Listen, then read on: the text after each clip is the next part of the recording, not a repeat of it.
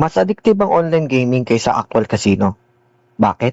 Kasi sa totoong casino, ramdam mo bawat talo. Nakikita mong nauubos yung chips, nakikita mong lumalabas yung cash sa wallet mo, may kirot. Pero online, numbers lang, digital lang, parang laro lang.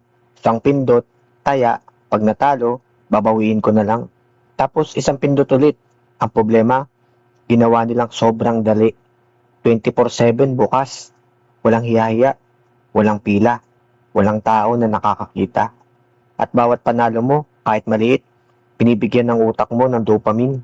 Parang sinasabi ng utak mo, uy, pwede pa, isa pa.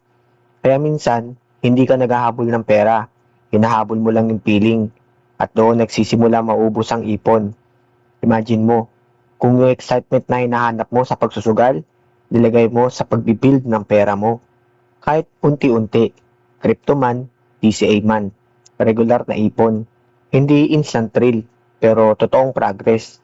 Tanong, pipiliin mo ba yung 10 segundo na saya o yung future na hindi ka kinakabahan sa pera?